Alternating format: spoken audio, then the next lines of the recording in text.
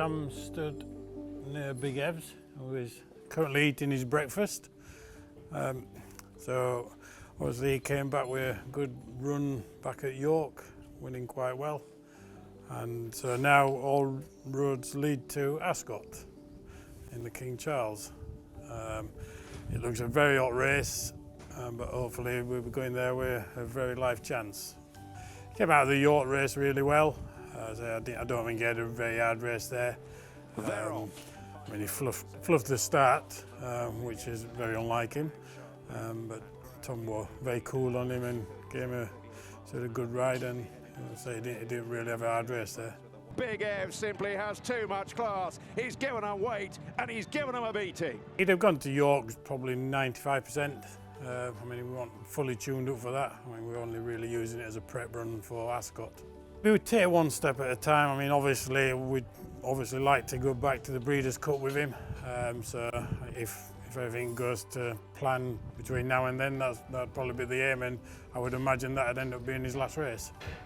We got Ascot, and then whether we go in a race in between there and Breeders' Cup, we possibly would, but it would only be one race. I don't think, I mean, we did speak about going for the Numford, but I think we're going to miss that. We don't think he really likes York. So I would think we will bypass it, even though the owner's desperate to win it. How are you?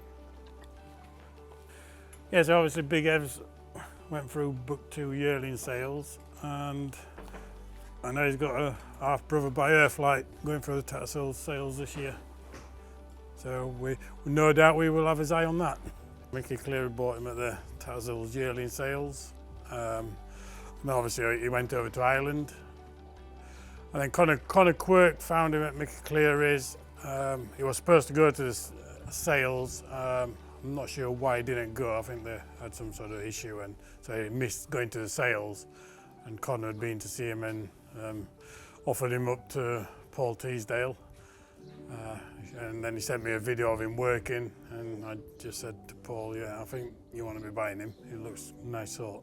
Once we got him here and started working him, we thought then he was something special. Debut at Redcar, obviously we went there thinking we were going to win until we got the draw that we got. Obviously, Redcar, when everything on the, if you were drawn stand side, you had no chance whatsoever. So to finish second was a pretty good run. Going to Ascot for his second run, I mean, it was a big ask of him, but I think he'd been showing us all the signs at home that he was quite capable of going there and running well. So yeah, I mean, it was good to see him actually win there, and I think he did it quite convincingly in the end.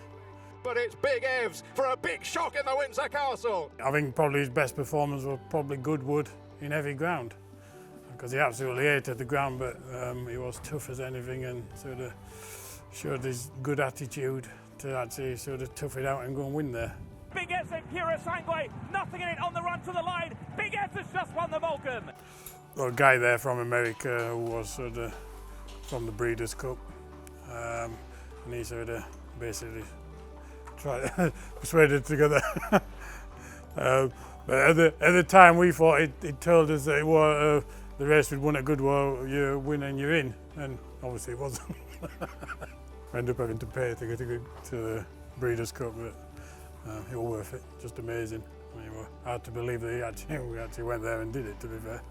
Because I mean, there's not many English trainers gone over there and conquered. Yeah, no, it was great feeling. I mean, probably one of the best days racing.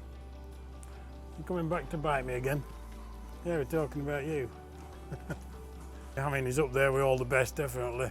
He's definitely up there with the likes of Anaf, Arcel, Caspian Prince. I mean, Caspian Prince was a very good horse. I mean, obviously he's the best 2-year-old we've ever had. So we'll see what happens this year to see whether he's the best we've ever had.